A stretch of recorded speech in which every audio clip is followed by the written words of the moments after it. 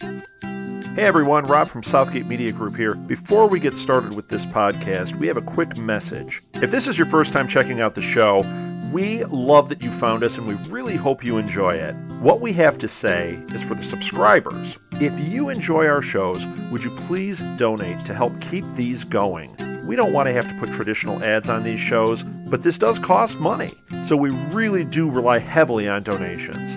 To make a donation to the show, please go to our website, www.southgatemediagroup.com. Go to the page for the show, and in the upper right-hand corner is a donate button. It takes you right to PayPal, and you can donate whatever amount you want. Thanks a lot for listening, everybody. And now, on with the show.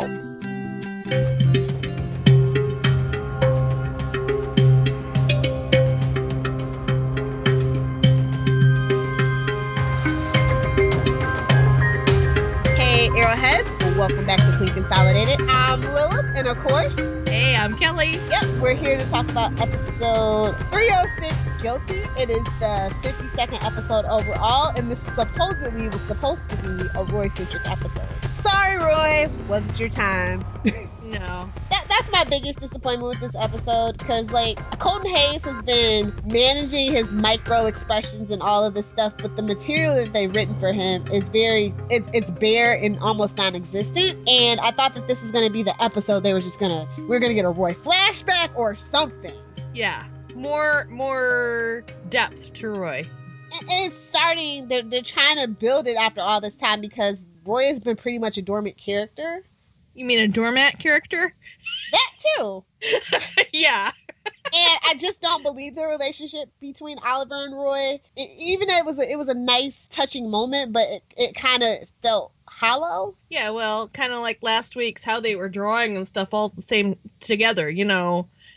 It was like, how? We haven't seen that grow to that point yet. How was this happening? Exactly. It's weird. I just want them to get a hold of Roy and, like, make me care about this character. Yeah, exactly. But this wasn't the episode that they did it. I'm just gonna tell you. This should have been called Wildcat Strikes Back or something. I don't know. That'd been more apropos for me personally. Whiny Laurel and the Wildcat. So, why don't you hit on with the synopsis information before we dive into the technical stuff? Okay, after a body is found strung up at the Wildcat Gym, Ted Grant becomes the main suspect.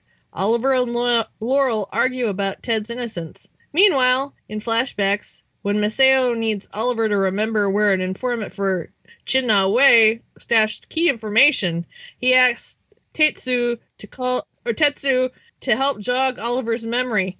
We got the writing team of Eric Olson and Keto Shimizu, and it was directed by Peter Leto. It's another one of these episodes that should have been 2 episodes. I felt like they were short for both pieces of material, so they smushed it together. Yeah, agreed. And they could have done so much more with it had they done that. Yeah, had each story been its own separate thing. Like, we could have had an origin for Ted Grant, and then we should have really been dealing with Roy, just Roy, this episode. But they probably couldn't do that for timing for the crossover episode. Well, we could put Ted on the back burner. I mean, as much as I love J.R. Ramirez, he is a newcomer, he is a side character. He is important to Laurel, but I don't think we should be focusing on Laurel becoming Black Canary as much as we are either, because that's causing a lot of rumbles in the fandom, and it's very unbelievable. Yes, agreed! If Roy was unbelievable in 5 months, can you imagine Laurel in 5 months? Roy, at least he had Mirakuru. You could kind of almost understand that. And Oliver's willing to train him. Yes. Out of guilt, probably. But we'll get to that. So, yeah, I like the direction. This episode, we went back to kind of season 1 themes, and I feel like we went back to season 1 cinematography, because it was very dark. The filter was very dark and gritty. Yes. Like it used to be back in season 1. I mean, screen capping was a nightmare. I bet. Maybe he was trying to mimic the early work of the use of, light and shadows, but it was mostly shadows. See, that's actually the aesthetic that I would prefer for Constantine, and maybe we could get Constantine's aesthetic for Arrow.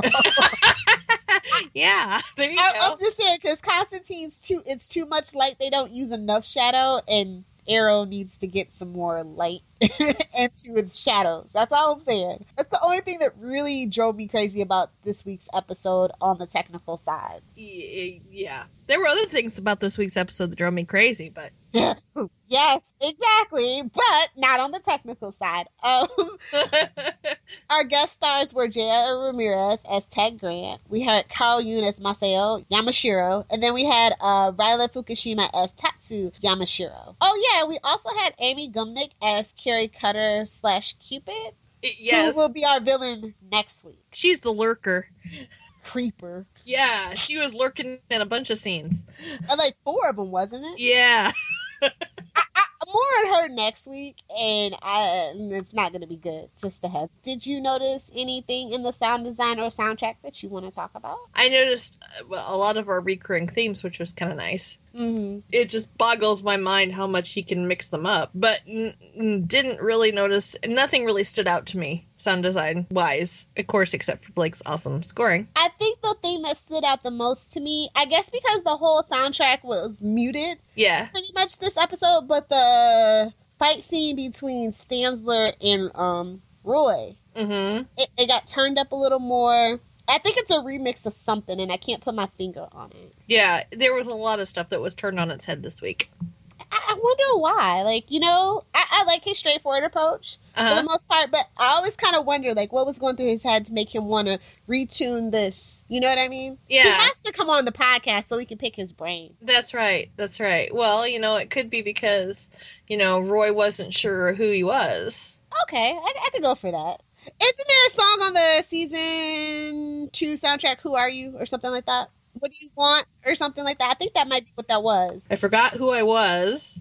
Yeah. Yeah, that's what I was thinking. I think that's the one it was. I'm pretty sure. So our ratings were pretty decent this week. We got a 0.9 in the demo, which is 18 to 49, and we got 2,570,000 viewers this week. I think we're up from last week, so that's good. It's had a start-stop kind of momentum to the season, and I think after we get, like I was telling you before we started recording, after we get through with the crossover, that's when Arrow gets back to being Arrow, high-octane action, and our character development can really kick into high gear with all the other characters, because they really are making a concerted effort with Oliver. Yeah, they absolutely are, and you can tell. And I'm proud of them for doing that. Yeah, I think they finally said, okay, enough people have complained about it. It's time to really get cracking on this. Yeah, flesh out Oliver some more. Right. Arrow's in the safe zone, obviously. Theme of the week. I would say it has to be that, well, basically you don't give up on people.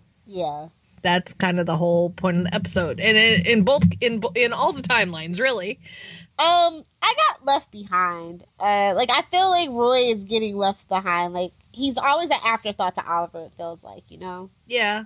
Well. And Laurel is an afterthought for Oliver a lot of the time. Yeah. They're dealing with that same grief, but he kind of just keeps brushing her off, She has to have an outlet. I get angry with Oliver because he tries to run everybody's life. Yeah, and he can't even control his own doggone life. Exactly. And hasn't he learned by now that this never ends well? He drove away his sister. And look how that turned out. He drove away Roy only for him to that's what caused him to be dosed with Mirakuru. Right, and which caused Thea to take off, in a way. Yeah, that was the straw that broke the camel's back, for sure. So, I mean, has he not learned? Oliver's a hardhead, man. Yeah, you're not kidding. A hardhead makes a soft behind, though.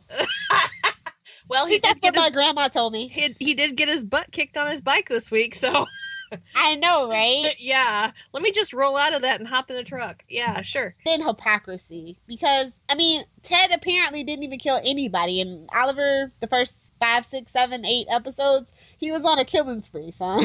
Yeah, exactly. It's just kind of like, okay, you have so much room to talk. Yeah, but everybody's been a hypocrite on Arrow at one point or another. And then hindsight and, learning your lesson makes a hypocrite out of us all at one point or another in life, too. So Sure.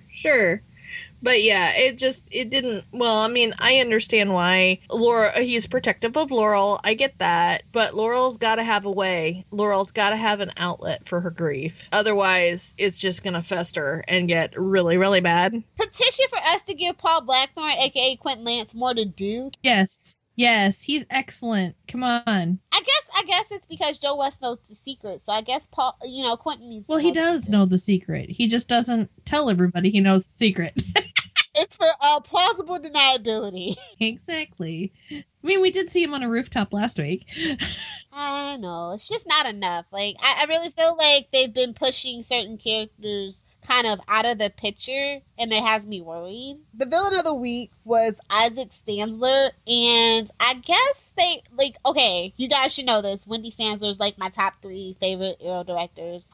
She's one of my top 5 female TV directors as well. She does a ton of work, especially on like Pretty Little Liars, this show, and so I'm assuming Isaac Stanzler, the surname comes from her, because who else Stanzler could you think of? So I think that was a nod to her, and I liked it. Yeah, that was cool. I think it was interesting that we got a sidekick villain. Exactly. A dishonorably discharged apprentice. Yeah, that made it interesting. They were really heavy-handed with the parallels, though. Yeah, very much so. It was just like, and that's the thing, like, I would have been more than happy to have a story about Ted being just about Ted if they hadn't tried to shove Roy into it and vice versa. Do you know what I'm saying? Yeah. Too much at the same time. If they would have split it up into 2 episodes and have it happen over 2 episodes, it wouldn't have been so disjointed, jarring. Yes, and obvious. Well, Arrow is always obvious. I don't think they believe in subtlety, honestly. And that's not always a bad thing. I don't mean that in a bad way. It just, Arrow is what it is, Right. And I like I said, I love some of the first season where they had a theme and they drove it home, sister. Yeah, they sure did. I like that this villain actually had like a backstory, and it kind of ties into a little bit sort of the actual overall universe's mythology. Mm-hmm. Like, and then of course Ted Grant ties into he was a vigilante before Oliver while Oliver was gone. And I think it would be interesting to see Oliver later go back and talk to him. I think that's coming. Otherwise, this whole thing would be a waste. Right. I definitely think that Oliver needs a mentor. Right. Somebody to keep him in check. To call him on his BS, absolutely. Exactly. Yeah. Okay, flashback.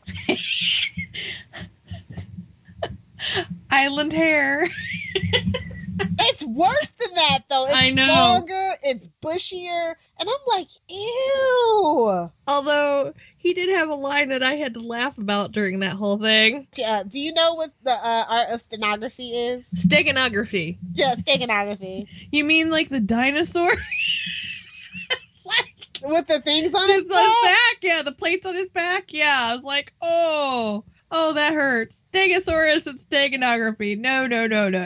Poor Oliver. Yeah, he didn't get to watch all the rounds of CSI and NCIS and stuff because he was on the island, I guess so. Well, that and he flunked out of 3 different colleges. That's true. Very true. Yeah, I mean, Oliver's not that dumb. I'm sorry. He really isn't. I think he likes to play dumb, especially in this circumstance. Yeah. To get people to underestimate him. Yeah. I think that's what it's going on, because we've seen clever Oliver. Yeah, that's true. So, I don't know. Like, I don't know how to take that particular scene, if it was just for a laugh or if it's supposed to be something a little deeper. It's always hard to tell with Arrow, though. Like, I never know how seriously they want me to take this show and when they want me to take things seriously. Okay, everybody that I've ever talked to about Arrow season 3 thus far hates the flashbacks. We all get that there's gonna eventually be a point to it, but it's so stale and everybody has flashback fatigue. Do you concur or disagree? I would concur. I get it. I can see eventually there's probably going to be a point to it, but the whole wife being cold, mad, whatever, and him being this agent guy that he doesn't want to be, just Yes. Get it over with, please. Lacey. Yes. I actually like Oliver with the kid, Akio. Yes. But other than that, I'm just like, okay, I get it. We're building up to China White, probably. I don't know. It's almost like Oliver's not taking this seriously enough for me to be invested in it. Yeah. Well, I think he doesn't want to be there, and I think that's kind of what they're trying to show. I mean, I feel like the island didn't have as a profound impact as we thought, as we're learning in these Hong Kong flashbacks. It's just like, yeah, it's cringeworthy. it's just hard. It's a tough pill to swallow. That's all. And I'm just over the flashbacks until Kelly Q as China White actually shows back up. I don't care. I mean, unless Batman appears in these flashbacks, I literally don't care. All right, Team Arrow. What'd you think about Team Arrow as a whole this week? I felt like people were kind of out of character this week. Kelly said it wasn't me, but I concur. Yeah. Diggle saying, first he doesn't want Roy to go, and then he wants him to go. I'm like, scratching my head. Felicity's awful quiet here. That's really not typical. Normally she's running her mouth. And then we got Roy, who's normally the cocky kid, and he's doubting himself and just really kind of weird. And then you got whiny Laurel. It's just like, somebody please. And let's not forget, again, hypocritical Oliver. Like, we hadn't seen him be hypocritical in quite a while. I thought he was growing up. But he was really jealous, too. He goes, mine's bigger. And I'm like, really? Yeah. We're having a stick measuring contest? I don't know. I don't like that side of Oliver. I think that's what really drove me a little crazy about the whole Barry Felicity thing. Mm-hmm. It was just like, it's just not a good look for Oliver. No. And I also thought that Diggle, when they're out doing the mission, I thought he was trying to channel Batman with his... Michael Keaton's Batman. Keaton's Batman with his whispers. So let's talk about Quentin, because, of course, he had a criminal underuse of Paul Blackthorne. Yes. He's just there to talk to Laurel about her choice in men. Like, really? This is what we reduced Quentin to? We need more Quentin. More Quentin, please. What happened to that special Lance family bond that we've been building all this time? Like, I don't feel it. Yeah, I mean, it ever since the dinner, it just kind of waned. Well, there's been moments that made me smile between the two, but they've been far and few between. But yeah, we don't see that relationship. We just see them, like, separate. They're like ships passing in the night. She's the DA, he's the police captain. I don't like that working relationship, though. I just want to see them, like, having noodles. Like, he had noodles with Sarah, for goodness sakes. Like, have we ever seen them actually have a meal together? So it's just weird, is all. Like, I really like that they were, like, both those characters really work well together. Like, you can tell that Katie and Paul really get along off screen. So, that's all. I just really want to get Quentin back in the fray, but we can't because he has this cardiac event. And I don't like that. I just miss having Quentin in the action, I guess. And I don't understand what the point of sidelining him is just yet. I don't see it. Laurel. Now, before you call her whiny Laurel, I just want to say that she made a lot of valid points. She did. And she gave Oliver some things to think about. And I appreciate that. I feel like this is Laurel finally actually standing up for herself and making good points while she's standing up for herself. And a lot of people found Laurel to be actually tolerable and borderline likable in this episode, which left me scratching my head. But, whatever gets people on the Laurel bus, I'm good. The whole in the Arrow Cave thing part ruined it for me. It's like, okay, you're falling to pieces, honey. I understand, but get a grip. I don't know. I think had it been Felicity, people would be more sympathetic. Like, that's the whole thing about it. And I always go, if Felicity was in this situation, people would be more sympathetic. So I don't think that it's fair.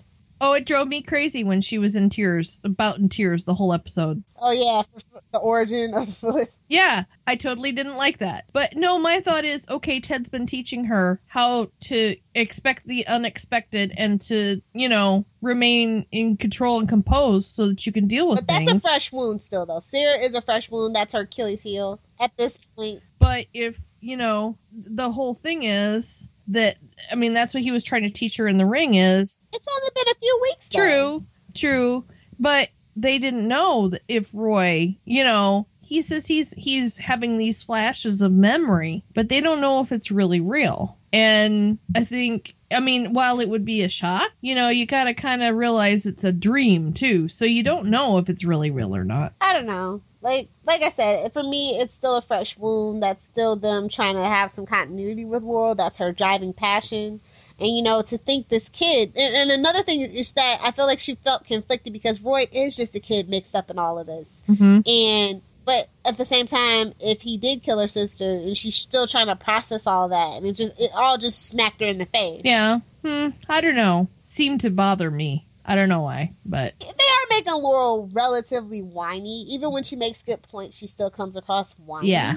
And she needs to be stronger, because I think she is a stronger person than that. You know what I'm saying? I think she's just being written that way. Yeah. For whatever reason. I have no idea. I don't know for the life of me why they've made the choices they've made with Laurel. Yeah. I don't know. Maybe when it all comes together, I'll see it. But right now, I don't. Yeah. I don't even want her to be Black Canary at this point. I think that it's ridiculous that they're racing through it so fast. Yeah. You know, you got the pictures of her in her, and I think this is just going to be the first version of the Black Canary outfit or whatever. I'm pretty sure she might get another one, because it's pretty basic, honestly. I especially don't see her living up to her comic book alter ego. It's just they've tainted this character so bad. It's just she'll never be what the comic book fans want, nor the Katie Cassidy fans want, because she's just so tainted. No matter, and plus, like, Sarah was a kick butt canary. Right. She was. Right. And so she's going to have those comparisons to live up to. It's just a no-win situation. But I wanted more for Laurel. I just want good things for Laurel, and being a vigilante is not a good thing. People that are vigilantes don't get nice things in life. No. That's just the way the cookie crumbles. That's all. Like, I mean, if that's what they want to do with Laurel, obviously that's what they're doing. I just hope that they write her compelling and that the fandom can forgive 2.5 seasons of bumbling. Agreed. Roy, can't believe that they had there was very little Roy in this episode for this to be about him. Yeah, it felt like it was about everybody but Roy, almost. Yeah, we got his confession, which wasn't really a real confession, you know. He didn't kill her, you know, he finally figured it out, but you know, he's still evolving as a person. We really need to see him grow. And maybe this, in the next couple episodes, you know, now that he's had this revelation, you know, maybe that will change him. I want him to go to Thea to talk about it. Yeah, agreed. But then again, he can't really tell her. Yes, he can. She knows that he works with the Arrow. Well, that's true. And she knows that something happened to him when his leg broke and then it was miraculously healed. This is the time for him to come clean and for them to rebuild their relationship that everybody wants them to get back into. But to be on an honest and equal now. And actually, she's a little bit above him, let's be real, in fighting skills and stuff. Yes. On an equal relationship, more or less. And I want that for them. Yeah. I think this is a good start. I liked Roy and Thea together. It was the best thing about Roy. Yeah. Just like Thea's the best thing about or was. I like I said, I like Thea being duplicitous with him, but at the same time, it kind of breaks my heart because I don't know what the end game is. Right. Felicity, they let her slide to the background. I think they realized that we were getting an overdose of Felicity. They're like, all right, you got your little time to shine. You got your little thing on the Flash. Let's just have you be now. But I was really surprised that she didn't pipe up about the whole, you know, Roy leaving thing. I was really shocked. Yeah, I don't know. Felicity just felt everybody just felt weird this episode. It felt like they were pod people. Maybe that's the crossover. They are pod people, and then Barry comes to the rescue. I don't know. Like, I want to talk about the pacing of this episode, I guess. It was just, like, really boring for 3/4 of the episode. Yes. It took forever to get to the point. Yeah, it felt really weird. The whole episode felt really pod person.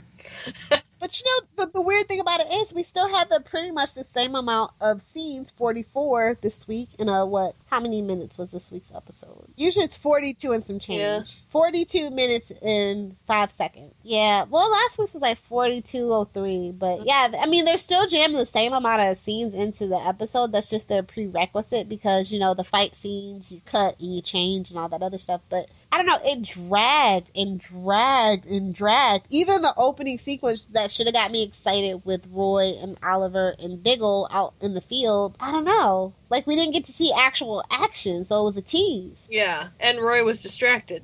Now, okay, that was him having the dream and not the actual previously on Arrow. Like, I was having a debate with somebody. That's the way that I took it. With the Sarah thing, he was actually dreaming about it at that moment. Well, yeah, daydreaming, I guess, or night dreaming. Right, daydreaming. And then Oliver snaps him out of it. Right, that's what I thought, yeah. Okay, as long as I'm not alone on this branch, I feel okay. No, you're totally there, because he's like, oh, I'm on Overwatch? Oh, yeah, okay, you know. Yeah. I don't think I'd want him on Overwatch if he was just daydreaming, but, hey. And not getting sleep, period. Exactly. I think that would be, like, the worst place for him to be. But, I guess Diggle, like, he's out in the field, but it doesn't feel like... It's not satisfying for me. Yeah. It's just, like, the default for Diggle now, I guess, is for him to tag along on missions. And Diggle was really out of character because, like we were talking about, Roy. He couldn't make up his mind whether he should stay or should he go. But the funny thing is that I liked Oliver this episode. He was my favorite. Yeah? Yeah, I like, of everybody, I liked Oliver the best. Although he still has his issues, of course, because he's Oliver. Exactly. He's growing on me. And he's being more, he's trying to be more honest. Or is he? Or is this a long con? Well, I was kind of surprised that he didn't get mad at Laurel when she said, we used to date. I know, right? Yeah. Well, for the main cast, Oliver was my favorite, but J.R. Ramirez stole the show. Yes. Ted was awesome. I mean, can we get some webisodes of Wildcat back in the day being a vigilante? That would be awesome. I like everything that they're doing with Ted Grant. I mean, I was tentative about the casting of J.R. Ramirez as Wildcat, but he much like Brandon Roth as Ray Palmer, they have just bowled me over with a feather, and I'm kind of in awe of it all, honestly. Okay, I guess it's time for Easter eggs. Did you notice any? No. But then again, I probably wouldn't this episode. I think they were more subtle, weren't they? You should really... Are you sure? I'm trying to think. There's a really huge one from the comic books. The boxing glove arrow! Oh, duh, I knew that. Yeah, that was by far the hugest thing to happen. And I want to shout out to Keto Shimizu, who that was her brainchild, and it wasn't like gimmicky. It was just like, oh, is this happening? It was cute. So yeah, and then of course the other comic book thing is that Roy got his name. Arsenal, yeah. It's official. He's Arsenal, which is funny. I liked how they did it. We saw Cupid lurking. And we'll talk about that next week.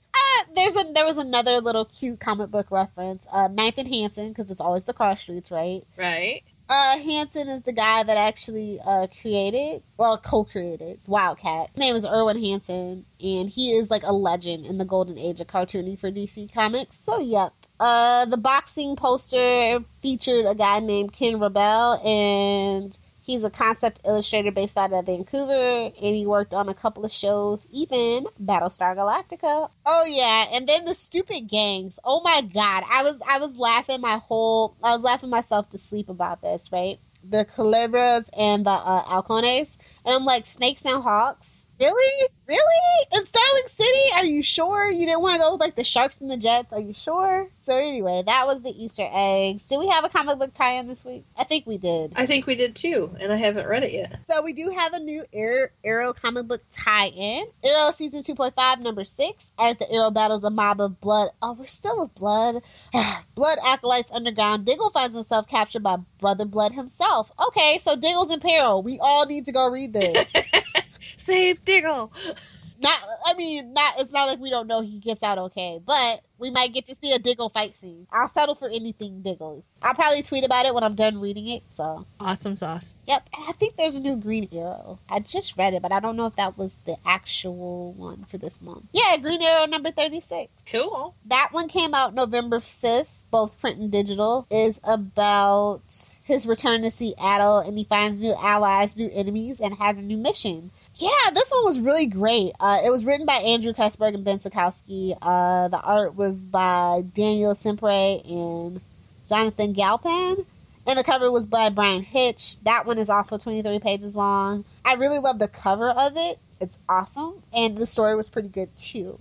This is setting up a new arc after Broken. The awards. Great. Really? Go ahead. We probably agree, so it's okay. I'm gonna give it a C. I gave it a C minus. Well, we're pretty close. That's to do better. This is another average episode of Arrow. Like, they're just not learning the lessons. It's crazy. Yeah, because normally I love Arrow. Normally I'm like over the moon over Arrow, and just recently I just really haven't been, so. They're struggling with the season structure of having to deal with crossovers. I guarantee you that's what it is. And everybody spread so thin between the tie-in comic books and 2 shows. Greg Berlanti's doing 3 shows, The Mysteries of Laura, and he's also developing Supergirl for CBS. So everybody spread pretty thin, and they figure Arrow's the veteran show, the fans are the fans, and they're gonna stick around until things get better, I guess. And for the most part, I would assume that they're right, because the ratings have been pretty much what they've been since the end of season 2. So, yep. Scene of the night. I really like Laurel's boxing scene. The one where she's boxing in the ring and he takes her down and talking about, you got to get back up. You got to get back up. And that was, I thought, pretty cool scene. And we don't get a whole lot of cool Laurel scenes.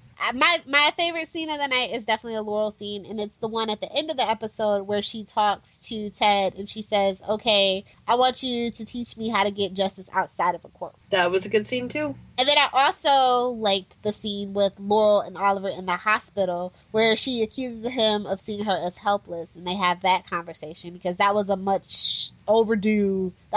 an overdue conversation that needed to be had. Yes, agreed. Line of the night. Well, that's got to be the steganography line. Of course you would pick that.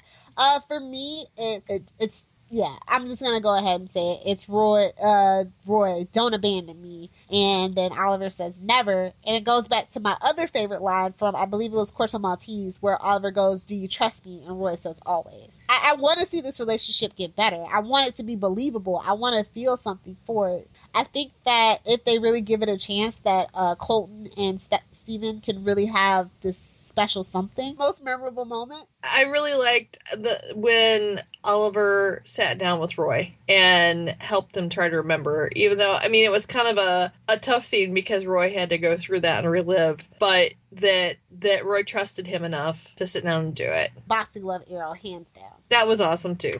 Character of the night, or the MVP of this episode, could be anything, anyone. I'd say Ted. Ditto.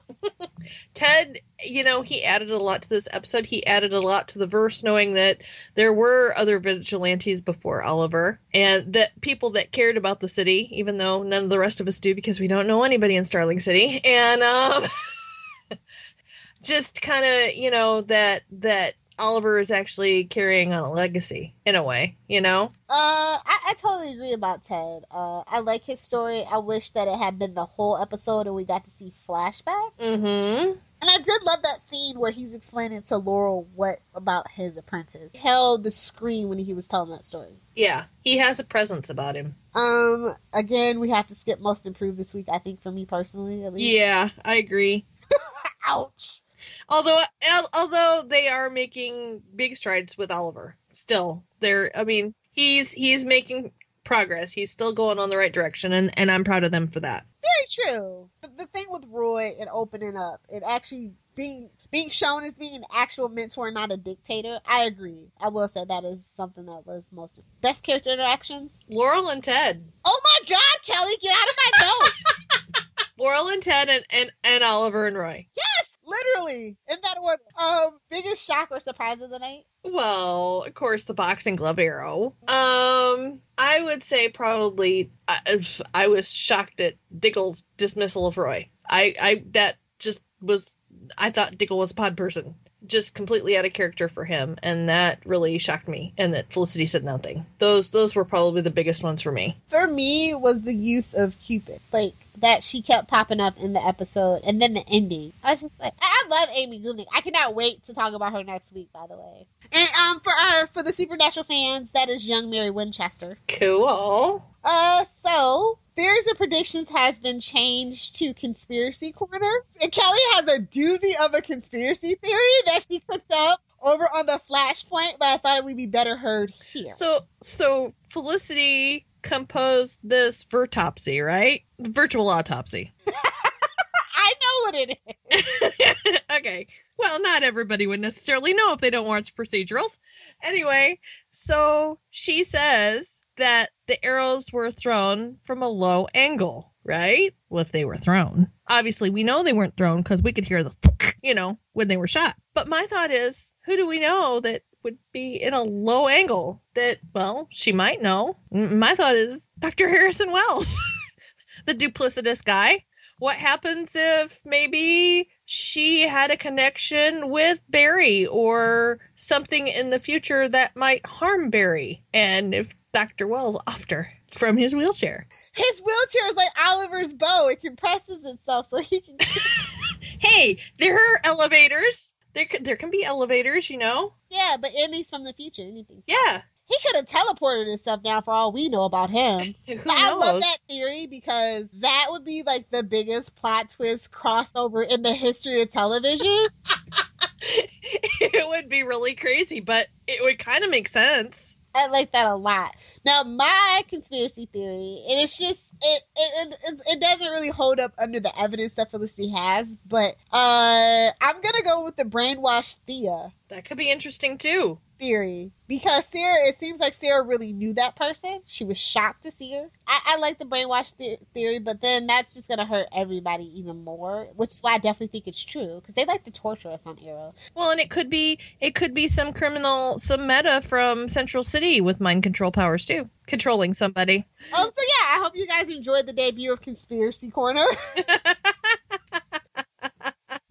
Let's see if we have any listener feedback. I doubt it. I just see a lot of Twitter. Thank you guys for everybody that follows us on Twitter, by the way. I love live tweeting with you guys. Every week we get a couple of new followers, and I'm so grateful for it. You guys retweet and favorite, and it means a lot to me to know that you guys are live tweeting with the show and live tweeting with me. That's awesome. We're totally going to have to make a Facebook. I'm sorry, guys. But until then, you guys can find us at it's queenconsolidated.smg@gmail.com, and we are QC_SMG over on Twitter. So if you guys would be a dear and send us some email and follow us, that would be awesome. Yes, we love email. Definitely. And also, if you are in a giving mood, please be sure to go over to iTunes to rate, review, and subscribe, because remember, you have to download for it to count. Before we go, let's hit them with some of our shameless plugs and self-promotion.